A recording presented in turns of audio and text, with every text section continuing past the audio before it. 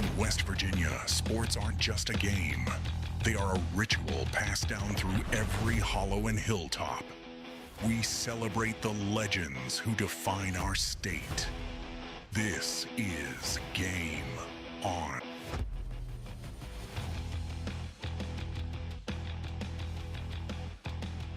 Thanks for checking us out this week on Game On. I'm Anthony Lewis in the Stone Church studio, and we've got a different lineup today. Jay Hewitt is on vacation, we'll say.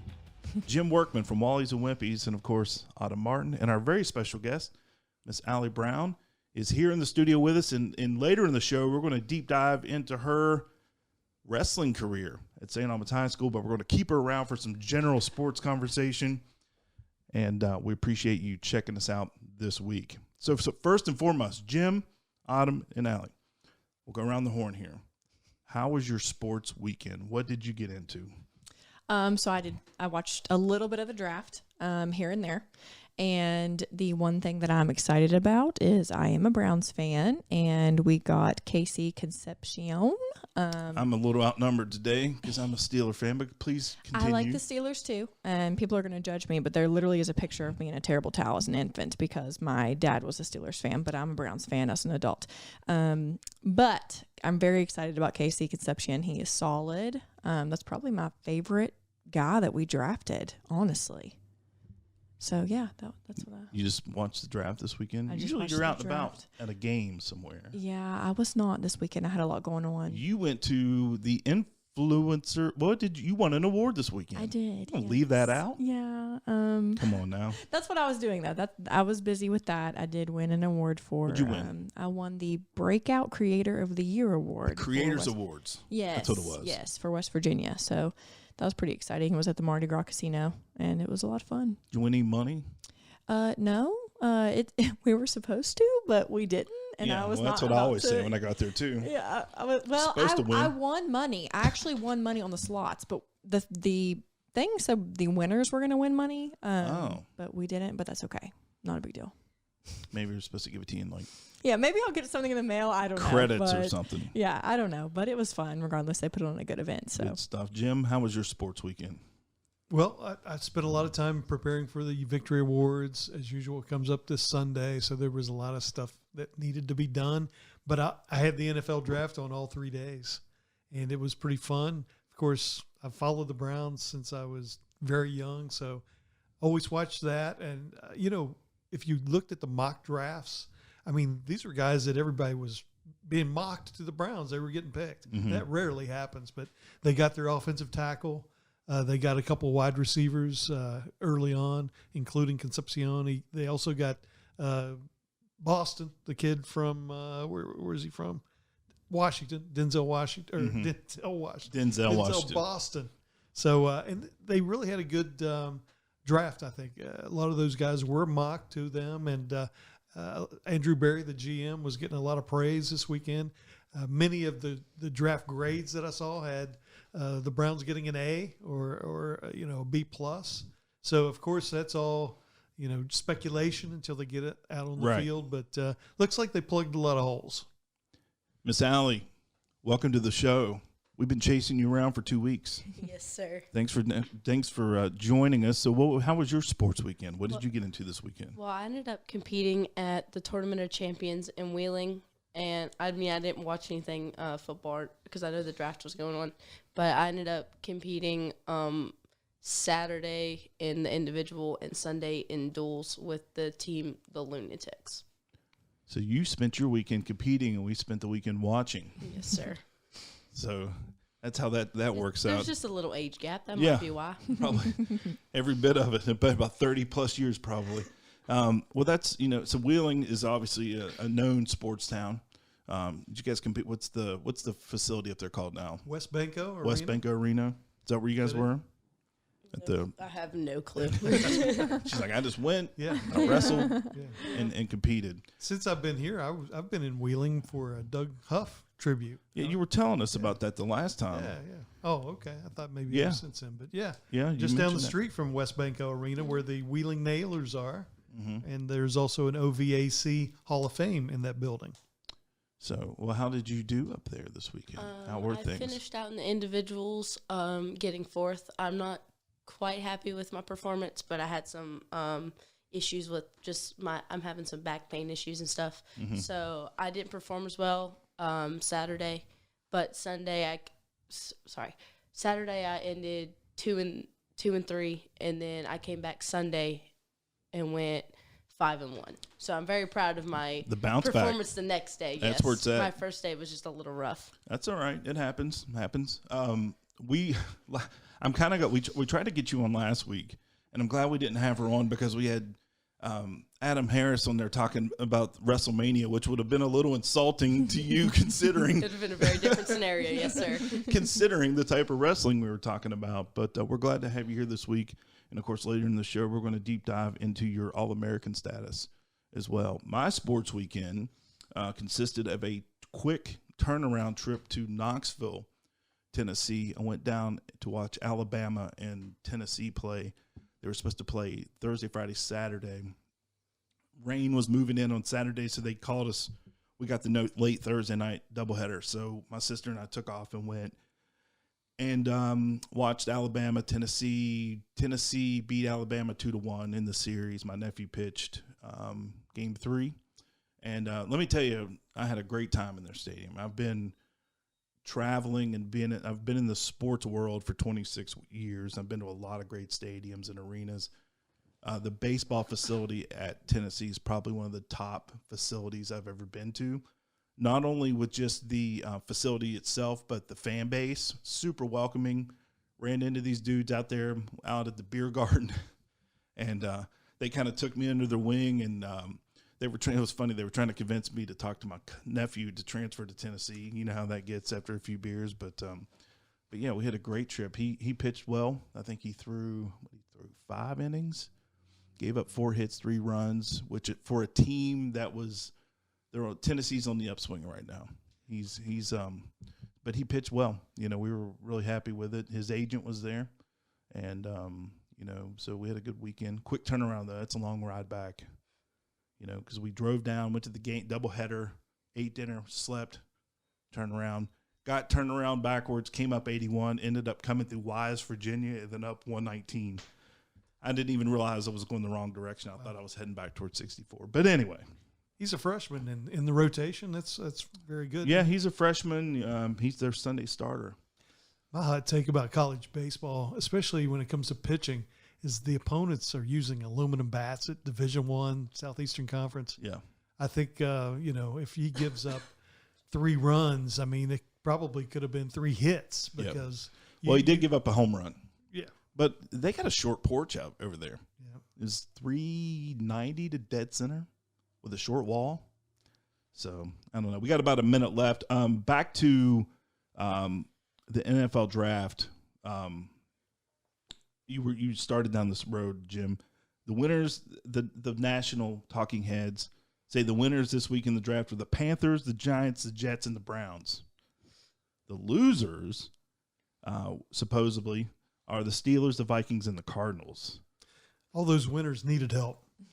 Yeah, no doubt. It helps when you're selecting at the top of the draft. Yeah, real quick, we got about Jim. I ask you this because I know you were super dialed in, but were you shocked to see Love taking 3rd? Yeah, I think so. For a running back? Yeah. It's the highest drafted running back we've seen in quite really some is. time. I mean, he's a great running back, but that's a high evaluation. Yeah, I thought so too. And, it's anymore the way this league works, running backs are kind of a dime a dozen. You can plug in running backs anywhere, but to take a draft, to draft a running back when you probably needed a quarterback was kind of risky. But there's probably nobody worth spending that 3rd pick on. And they don't have a lot of longevity in the NFL either. Yeah, that's true. All right, when we come back, we're going to have Jeff Priest, Chris Slack from the West Virginia Golf Association. Miss Allie Brown is in the studio. We're going to be talking wrestling in the state of West Virginia, not the WWF stuff. Although we can get into that. Do you watch No, she's like, no, don't even start down that. Let's not do that. And also, too, the Bogies trivia question of the week will be coming up in segment 4. So make sure you stick around. Keep it locked in to Game On. Game On will be right back after these messages. When your vehicle is damaged in an accident, it's not only the damage, it's the inconvenience that's the problem. David Smith Frame and Body Shop has over 35 years experience in the business of not only fixing your vehicle correctly, but to work with your insurance company in helping arrange a rental. It's all in the experience of the people at David Smith Frame and Body Shop that make it a good experience for you.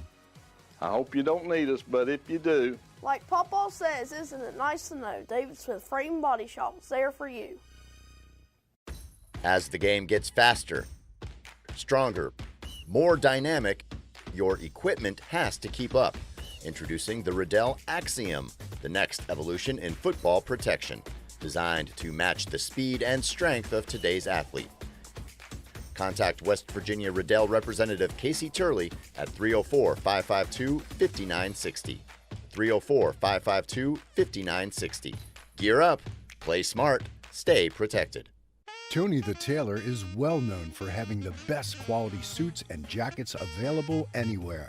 But our strength is actually our sophisticated footwear and casual wear. From Brax pants, LBM soft jackets, and Hagen shirts, Johnny O sportswear, DiBianco, Allen Edmonds, and Johnston & Murphy shoes, plus much more. We have what you need for work or at play. Tony the Tailor, downtown Charleston, or online at bestmastertailor.com. We're back in action. You're listening to Game On.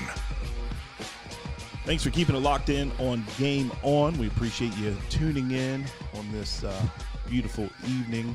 And don't forget, later in the show, we're going to be doing the Bogey's Barbecue Trivia Question of the Week. Make sure you write down the number 304-729-4465 for an opportunity.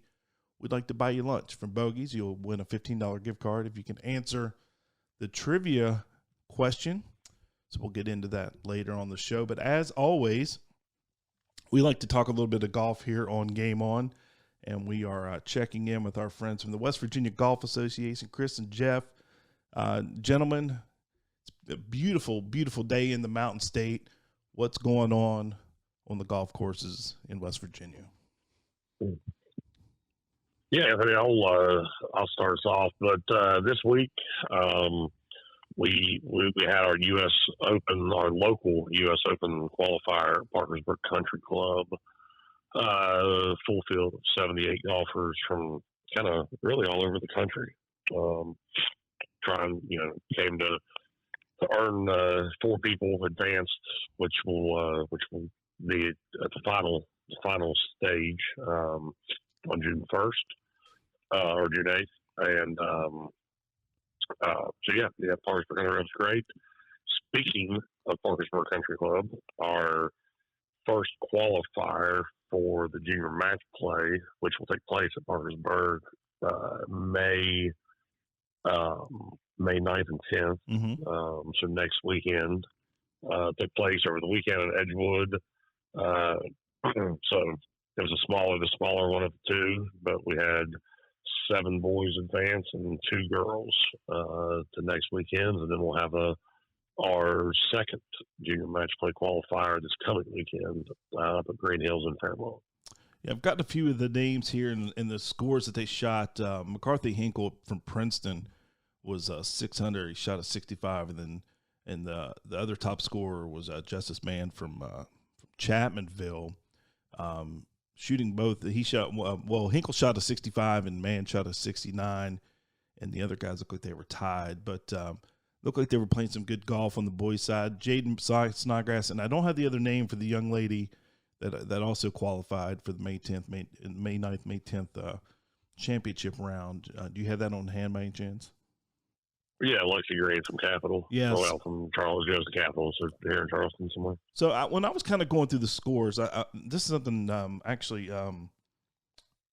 Jeff and I were discussing on the phone earlier this morning when we were talking, was there was, I don't know how many girls are playing, but one of the things that kind of popped into my mind was, how do we grow the golf game for the girls? How do we get more girls out? Now, I thought maybe you guys would be the perfect people to ask this.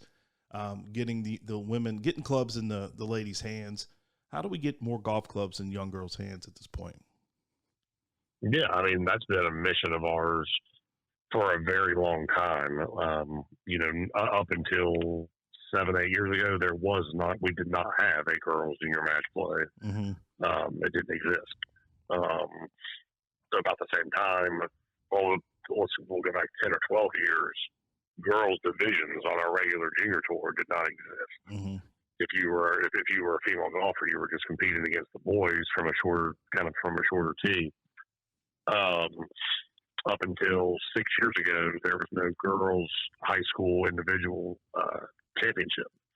This past year at the West Virginia Girls Individual Championship, there were around 120 girls who participated. Fantastic. So it has definitely came a long way. Our membership numbers, like I said, 12 years ago, we had probably less than 10 girls who played on the junior tour, 15 maybe. And by this summer's end, we'll probably have 50 or 60 girls who would have competed on the Callaway Junior Tour. So yeah, and I understand it's not an overnight thing for sure. And it sounds like you guys, I figured you guys already had a plan in place, and this would be the answer, which is great to hear. So it sounds like things are coming along as far as growing the girls' game and getting more clubs in their hands and getting them out. I mean, for sure. It's going to take time. Yeah, for sure. I mean, and Jeff can touch on it too, but here in West Virginia, it all starts at the first tee level, and then first tee green grass, first tee school program, and then on to the rookie league, and onward and upward from there.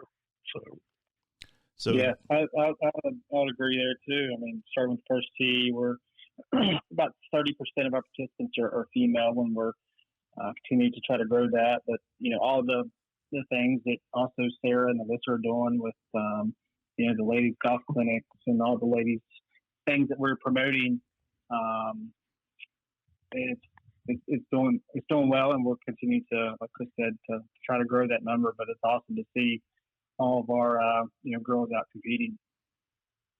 Absolutely. Then of course next week they'll have the second half of the qualifier for the championship. That'll be this weekend. Yeah, Sunday, and then Sunday in Fairmont, and then 12 days from now the championship will start. But also, which we'll start talking about a lot more next week, but our first qualifier for the West Virginia Amateur is this coming Monday, May 4th. So and the entry deadline for that is this week on Wednesday, the 29th. And they can go to your website, wvga.org, I believe, to register. Is that where they found that? Perfect. Yep. So actually, a couple of things I wanted to ask you guys, and this is more on the national level as we kind of watch the Masters roll through, and now these other tournaments have been taking place. But I was reading around and looking around at some stuff, and I guess the narrative on McIlroy was after winning the Masters, he going into it, there was the conversation, about he was kind of jinxed in Augusta, and he was, he just had troubles there. To now the talk is he's going to have a dominating summer. What's your thoughts on that, and what have you guys seen from him since the Masters? Yeah, I was going to say, go ahead. Yeah, no, you go ahead first. I mean, for him to, win back-to-back Masters, having a lot of confidence, playing well there. I mean, I think after last year, winning and kind of getting that, pressure off of him with winning that Masters, to this year going back-to-back, and, I think he's going to have a good summer. I mean, he's playing well, and, Rory's Rory. I mean, he's a good player, and sky's the limit. You never know. I mean, people with that kind of talent, man, they can just get really, really hot, and then just, go on a tear. And so I'm anxious to see how he does. So yeah, really, baby, really about the same thing for me. I mean, last summer was honestly probably a letdown to a certain degree after winning the Masters. I think he was, kind of, favored money to win multiple majors at that point in time. And, he's never won another one, but obviously had a great year and then a great Ryder Cup. So I would expect him to contend at the PGA here in a few weeks, and then the U.S. Open and the British probably. got about a minute left. I want to bring it back to the local scene, and I want to get you. And I wanted to throw this question at you guys to see what your answer might be here. But what would you say is the hardest hidden gem hole in the state of West Virginia that people don't know about? The one hole that's probably one of the tougher ones that people just don't know about. Number 10 at Alpine Lake. It's a downhill par 3 with the lake in the background. It's a great golf hole that a lot of people, especially in our area, have probably never been to. And Jeff? All of them's hard for me. Yeah, I have a tough time just getting it off at the driving range, much less at any other holes. But yeah, it's I just wanted to kind of throw that out because I know there's always on the national scene there's a lot of conversation about various holes, but I just wanted to hear about the West Virginia ones. And real quick, guys, we got about 20 seconds. If people want to sign up for the VIP card, where can they find that information? Yeah, just go to our website, wvga.org, click on membership, and or call our office, 304-391-5000. We can get you set up. It's great. It's a great deal. It's a great thing to have, be a member of our association. And, with warmer weather, people's going to be wanting to play golf. So come and see us at the store or get online or give us a call. All right, we got Jeff and Chris from the WVGA, the West Virginia Golf Association. And when we come back, we'll be talking more sports here on Game On. We appreciate you sticking around. Since 1913, one organization has been the heartbeat of the greens in the Mountain State. Whether you're one of our 85 member clubs or among our 11,000 dedicated golfers, the West Virginia Golf Association is your home for the game. From preserving our rich history to promoting the next generation of players, we are your central source for all things golf. Join our community. Visit WVGA.org today. Wally's and Wimpy's Daily Sports Digest has just what you're looking for sports fans. Keep up with West Virginia high school sports, college sports, and even the pros. Subscribe for just $4 per month, and it gets delivered straight to your inbox. Oh, yeah! Go to WallyWimpySports.com.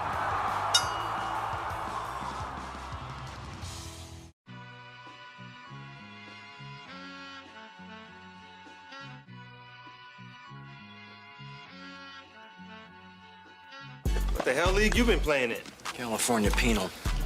Never heard of it. Well, how'd you end up playing there? Stole a car.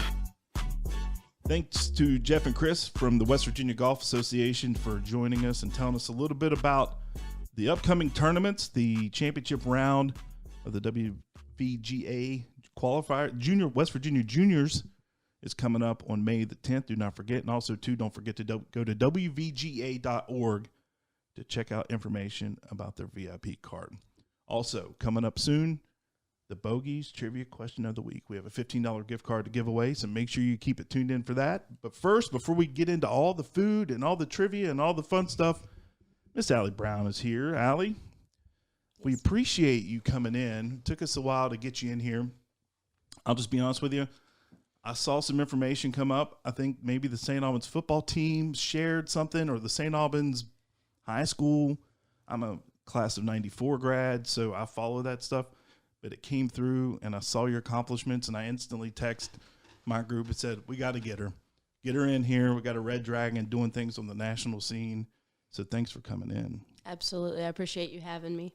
Absolutely. Well, first of all, just tell us a little bit about yourself, and then we're going to talk wrestling, not wrestling. There we go.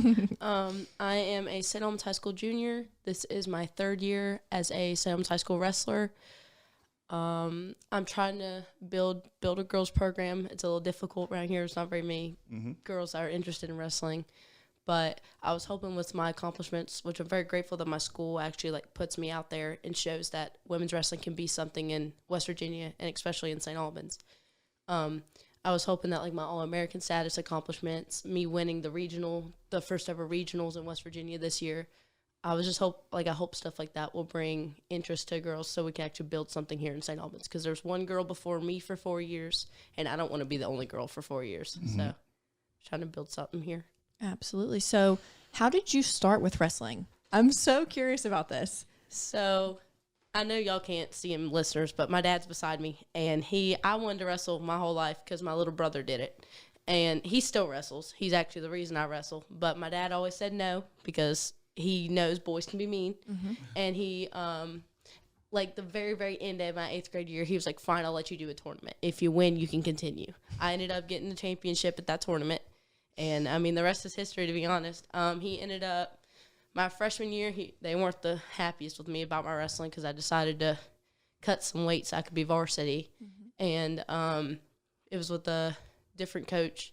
And then last year, my father came in as the assistant coach.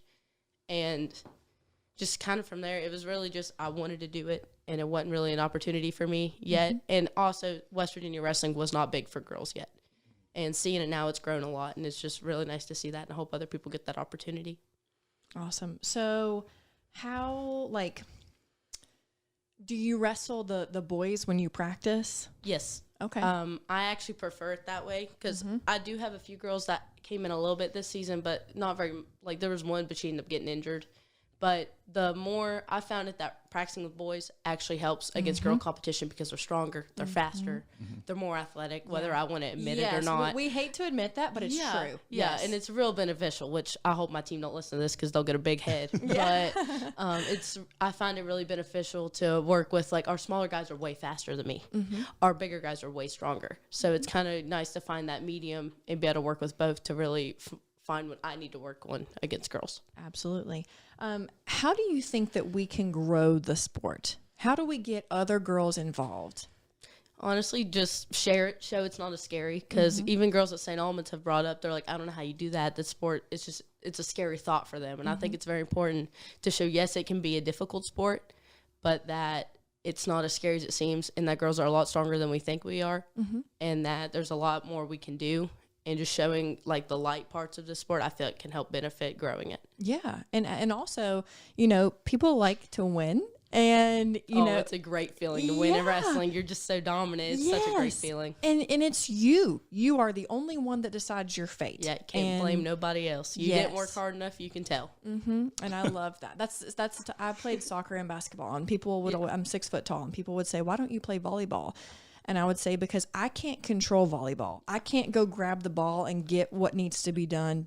I can do that in basketball and soccer if I need to. Not saying I ever did that, but if I needed to, I could. So I think that, you know, definitely wrestling was not a thing for girls back when I was in school. I don't want to age myself, but that was quite a few years back. I'll tell them. No. But I think I would have loved it because it's something that you can control. You can control how hard you work. You can control, you know, if you win or not. And I think that is just amazing. Yeah, I've done a bunch of team sports.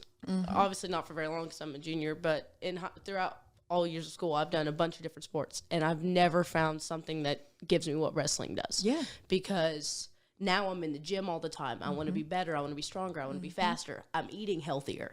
I'm more likely to take care of my body because I know what my body needs to be able to be as dominant as I need to be out there. And when you're with these others, when I was with in these other sports, I was like, well, my team can help. There's no, I mean, you have a team and you're all suffering together, but that's about it. You're the only one out there. I think that it takes a lot of mental toughness as well. It's a very gritty sport. Yes, it's a lot of, like I said, I'm focused on the gym. I'm focused on eating. You have to have the grind. You have to want the grind. You have to want to suffer. You have to want to push because the harder you push, the more you get out of it. So yes, it sucks for that small time, but it's such a high reward. And that shows your work ethic too. And that also is going to carry with you into adulthood. You know, your work ethic that you have with wrestling, you know, when you reach that adult world, you're going to remember all the work that you put in to succeed, and it's going to, you know, pivot you into that life. So, yes, ma'am. You were saying on the local level, even at your school, there's not as many girls wrestling, but when you go out and compete nationally, are you seeing the sport grow? And what type of competition do you see when you're out there on the road? You say you've been to Fargo, you've been all over the country wrestling.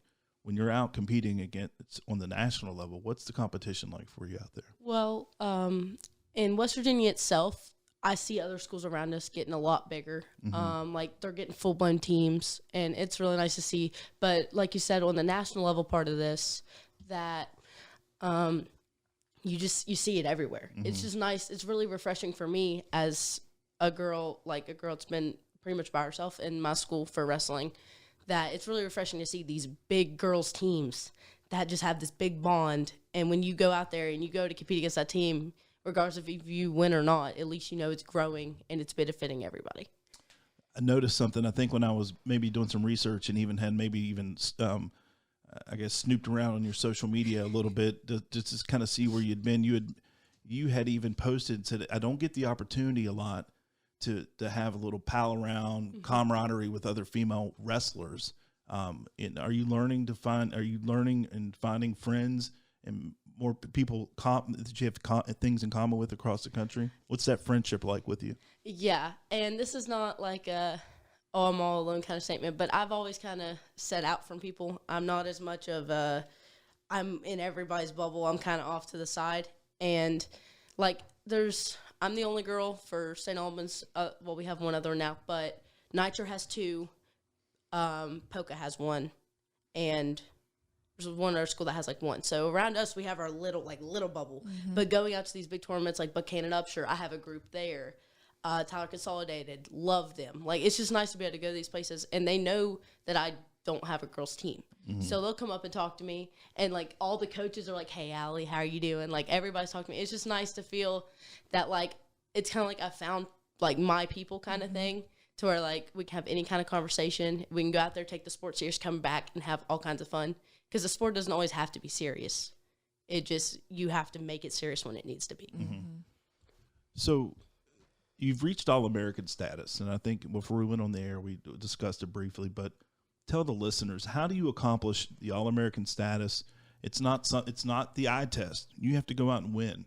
So tell us how you got to that status, and I believe tell us what you've reached it in 2 different categories. Did I read that right? Yes, sir. Explain that to me. So I reached All-American status as a junior this year in folk style and freestyle, which are 2 very different types of wrestling, but I don't think we got that much time to talk. So it takes not even in the gym that day, but it takes so much work, so much preparation, because I've went to this tournament 3 years in a row, and I've came out with barely anything. And I guess acknowledging this year how much that work has paid off itself, because I went in it was called Viper Pit Nationals, and I went into it thinking, you know what, bottom of the podium sounds fine. At least I'll finally have done something at this tournament, and I can bring it home to the school. And bringing home that status, for me, I'm not the most confident. Mentally, I know what I can do, but I'm not always the most confident wrestler, so which I need to work on. But I go into these things, I'm like, you know what, I'll do my best. And the more I win, the more confident I get. Mm-hmm. I win my first one, I'm like, oh, that work's been working. Yeah. And it's really fun to see how much work I've put in and how much it's doing for me. But on the side of how you said, where it's not you just see it, you have to just win. We talked about how there is no there's no team involved. You have to go out there and win. There's no one else helping you. You go out there, you dominate. Even if it's a close win, a close win's still a win. Oh, so yeah. You have to win it. It's a dub, as they say. Yes, sir. Yeah, you have to win. So I'm super curious. Are there any top wrestling schools for college, for females? Thank you. I was going to get to that. Thank you. I'm so curious about this. Around here, some really big programs that have grown is West Liberty. If y'all have time, look at West Liberty's women's wrestling program. It is insane right now. Uh-huh. I have a bunch of my friends that, we said, how I have a bunch of wrestling friends around. Bunch of them signed to go there. It is going to be a ginormous program. So, for West Virginia, West Liberty is huge. What conference they wrestle in? D2. In the D2. Okay, yeah, they're D2 level. Okay. I know that one's growing and it's really big right now. I mean, every girl dreams to go wrestle at Iowa. Oh, Iowa? Yeah, that's everybody's dream. They have a women's program there. Yeah. Okay. Yeah, it's everybody's dream, right. But not around West Virginia. I don't think any of us are doing that. But, you absolutely could. You're All-American. I think the sky's the limit. Yeah, it's funny. Although it's fun, I heard you say that you don't feel like you're a confident wrestler. You definitely come across very confident. So I want to applaud you on that, and I definitely just want to say you need to take what you've accomplished and like internalize that and then push that forward. You are accomplishing big things on a national level. So don't let those things hold you back anymore. I mean, you're right here in St. Albans, but yet you are doing things at a national level. So you're getting there. And what I'm hoping is, and real quick, we got about a minute left, but speak to this. When you go out and wrestle, are there young girls, like little girls at these things watching you guys wrestle? Yes, there's this little girl, we call her Lipstick. She's a little girl, she wears bright red lipstick. She'll come out every time she sees me. Allie, I'm so excited. She's like every bit of like 4 foot. She's the tiniest little thing. But it's just so nice to come to these little tournaments, and I'll wrestle, and I'll see a little girl in the corner. And then I'll look a couple matches later, and she's still there. Like, she'll come watch me or different people. It's really nice to, like, let these little girls see that if us big girls can do it, they can do it. Or they'll come up to us and be like, they'll come up to me and be like, Allie, I won a tournament the other day. That's amazing. It's just nice to see that little girls get to see us work. Great and stuff. see you as a role model. Trailblazer. Yes, ma'am. Yeah. Definitely. Well, thank you so much for coming in. We're going to stick around. You're going to stick around another segment with us. But when we come back, we're going to have the Bogies Barbecue Trivia Question of the Week. And also, too, we'll get into some of the women's basketball at WVU. I want to get your opinions on the ABS system in Major League Baseball. We'll do all that when we come back. Text your questions or comments to 304-729-4465. Is your business struggling with leads or brand recognition? 304 Digital Media can take your business to the next level. We specialize in cutting-edge websites, AI automation, and strategic branding campaigns, alongside expert social media management. It's time to end your frustration with marketing and partner with the pros at 304 Digital Media. Start your transformation today by visiting digitalmarketingwv.com. Tony the Tailor is well known for having the best quality suits and jackets available anywhere. But our strength is actually our sophisticated footwear and casual wear. From Brax pants, LBM soft jackets, and Hagen shirts, Johnny O sportswear, DiBianco, Allen Edmonds, and Johnston & Murphy shoes, plus much more. We have what you need for work or at play. Tony the Tailor, downtown Charleston, or online at bestmastertailor.com. Since 1913, one organization has been the heartbeat of the greens in the Mountain State. Whether you're one of our 85 member clubs or among our 11,000 dedicated golfers, the West Virginia Golf Association is your home for the game. From preserving our rich history to promoting the next generation of players, we are your central source for all things golf. Join our community. Visit WVGA.org today.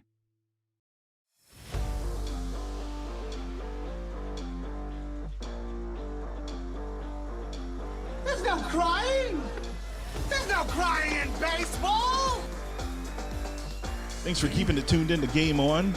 And as promised, it's now time for the Bogies Trivia Question of the Week. Here's the number, 304-729-4465. Again, 304-729-4465 for a $15 gift card to Bogies at the Capital Market. What is the question this week, Miss Autumn? Okay, in 2003, former Marshall QB Byron Leftwich was drafted number 7 overall by which NFL team? Good question. As we finish up and wrap up the NFL draft, again, the phone number, 304-729-4465. The question, Byron Leftwich this week. Where is Byron these days? He was the OC with Tampa, then he kind of disappeared. Yep. But in between the breaks, because I know we don't want to talk about like the WWE wrestling. Allie, tell me about what's it called? All-American Freestyle? It's Real American Freestyle. RAF, and it is like there's professional football, professional baseball, all this stuff. They've now made professional wrestling. And like everyone's real professional wrestling, yes. Like it's freestyle, which isn't quite what you do in school, but it's what a lot of normally the collegiate level of wrestling, and you do it in Olympics. And for girls, it's the collegiate level for girls. It's the type that they do, but it's a lot of like past college wrestlers like Austin DeSanto. He went to Iowa, I believe. Austin DeSanto, he's in it. A bunch of like influencers that are wrestlers do it, and it's something to kind of build it. And it's a lot of, like, I know a lot of high school littles, like all kinds of different wrestlers watch this to see that we can be a higher level. Well, as they continue to grow pro sports for different types of sports that didn't have pro levels, there's now a pro softball league that just started, I believe. This year's the first year. I think there's 6 teams. I don't know. I saw one of my friends tried out for a pro women's baseball. Yes. The young lady that pitched in the college or the Little League World Series like 10 years ago was one of the players that they were. Well, Marshall's softball coach is a professional softball player as well. Yeah. So there are, but I think I saw there was 6 cities that have brought in pro, like that's going to be televised. So as they continue to make professional sports and basically pay people for things, because you think, well, after college, there's nowhere to go and make money. Now they're providing opportunities for people to do this stuff, which is great. Speaking of getting paid for playing sports, the NFL draft, again, just finished up this weekend, and Marshall and West Virginia had no players drafted, which is crazy to me. Well, they didn't have successful seasons. They didn't have a lot of stats. I guess they didn't perform well. A lot of them didn't even get invited to the combine. So, they were probably penciled in as undrafted free agents. So a few of them were able to do that. Yeah, on the Marshall side, Cam Smith, the 6'2 safety, he's actually a Jacksonville State transfer. So obviously he came in with probably Rod Smith, just signed with the Kansas City Chiefs. And on the West Virginia side, Chase Wilson, Jeff Weimer, Rick Carrico, Eddie Bestarian, and Michael Coates have all signed. Either they were invited to mini camps or signed free agent deals. There is a difference there in that. So, but I guess everyone needs an opportunity. That's all you need. They'll get a shot. And it's not easy to make it in that league. I know lots of people, friends that have played, guys that were on practice squads. It's not an easy to be a pro athlete. Versatility will get you a roster spot. If you can play a couple different positions, if you can play special teams and defense or offense, you might have a better chance at making the roster. Well, which Chris Massey is a perfect example of. Chris Massey, as you see above you, Avon Coburn's jersey hangs in our studio here. Avon told me that was his way of making the Detroit roster. He wasn't even worried about being a running back. He said, I just focused on being the best special teams player I could be to make that roster. So good luck to all those guys. Reds baseball. So my poor neighbor, his dad's name's Doug Bailey. He's like 83 years old, big Reds fan. Every year he rants and raves how the Reds aren't going to have a chance. They don't spend enough money. Well, Doug, don't look now. These guys are in first place in the NL Central. They play the Rockies tonight. So far, over the weekend, Nate Lowe had 4 home runs in 3 games, and Sal Stewart, 9 home runs on the season, but had 5 RBIs and 29 on the season. Sal Stewart, the rookie, on fire right now. Yeah, you know what's incredible about the Reds? They have a great record, but they have the worst offensive statistics so far, the very last. So really the middle of the lineup is carrying that team as well as the pitching. If they can get some guys in the 7, 8, and 9 in the order going and get some of the pitching back healthy like Abbott and Green, and you know what? I think they should look deeply into hiring or to signing Trevor Bauer. He's back. He's with Long Island. If he sticks with Long Island, he's going to be pitching at Gomart Ballpark later on this summer. So a former Cy Young Award winner for the Reds. They should bring him back. That should be a decent draw for the Dirty Birds, wouldn't you think? And he pitched a no-hitter the other day for Long Island. You're keeping an eye on this stuff. I have not gotten into the independent leagues. Usually like in July, August, you start seeing guys getting called up. It happens out of Charleston. Sure. They get called up out of there. Let's go around the horn here. I don't know, Allie. I don't know if you're even do you watch baseball? A little bit, but Watch I haven't Major League lately. Baseball? I've been very focused. So, of course, they've implemented the ABS system into Major League Baseball. What are your thoughts on this? I love it. I mean, more often than not, when I'm watching, when they tap the helmet and ask for the replay, it's getting overturned. I was at a game in Cincinnati earlier in the season. And there were like 4 pitches in a row that were challenged, and they all got overturned. That was the game where the umpire was having a terrible game. I think he missed 17 calls or something like that. I was at that game. So I'm a little on the fence here. I don't love it. I love the fact that they're getting it right. And I love that it's a quick turnaround. And it is quick. Yeah. But I don't love it because I think there's an art to pitching to the ump. If the ump's giving you an inch off the plate where technically it's not a strike, but you're getting it, like that's the cat and mouse of being the hitter and the pitcher. Like the pitcher's trying to hit that spot. The batter knows he has to go out and get it. So like the Smoltzes of the world, the Greg Maddux of the world, I don't know if they would have success in this era now that because those guys lived on the corners. That's a great point. But at the same time, MLB is probably wanting more offense. And, I mean, they want a true strike. And, if you're the batter and the guy missed 17 that game, you're getting cheated. So I like it. Yeah, they don't have it at the college level. And I've talked to my nephew, we referenced him earlier. He pitches for Alabama. And I know when we were down in Dallas, I felt like he was getting squeezed. I thought the Houston pitcher was getting squeezed too. He was not getting that right at the belt. I mean, technically, what's the rule? It's the letters to the knees. That's the strike. And he was not getting it at the belt. And so I wonder how long it'll be until they move it to the college game. Well, the accuracy is incredible because they pre-measure each player for their strike zone. Mm. So it's not just a square that is everybody's strike zone. It's technically the strike zone for that player. So I like that they put that much into it. And again, it's a real quick turnaround. They're tapping the helmet, and 5 seconds later, you're finding out whether or not it was a good call. Speaking of baseball, we'll go down to the college level. West Virginia baseball has now lost three of four, including a butt whooping they took against Pitt, 23-1. Took that one at home. Twitter was on fire, whatever. X was on fire that night. People were not thrilled. That was a real. They got their can kicked. I guess lack of better words. That may have been the first midweek non-conference game they lost all season. I believe it was. So they need to be playing their best to get the draw there to get into the tournament. And now's not the time to then go to Cincinnati and only get 1 or 2. No. Now's not the time because obviously they are looking forward to hosting as they move forward. They will play at Penn State tonight, and then they will be at home against K-State this weekend. Real quick, a couple of upcoming events I want to note before we get out of here and say thanks to our guests.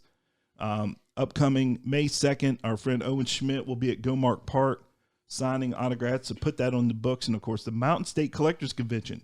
Come and see us there May 15th through the 17th at the Charleston Convention Center. Allie, thank you for coming in and telling us a little bit about and educating us on wrestling in the women's divisions. Yeah, I really appreciate y'all having me, and I hope that everyone listening learned a lot from this today, and that hopefully it inspired some people to look for the sport and try to learn and see if they feel like they can do it.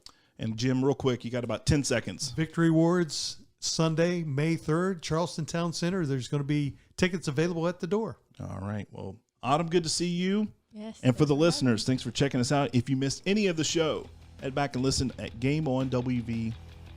We'll see you next week. Game On is produced by Anthony Lewis for 304 Digital Media in partnership with Vandalia Media.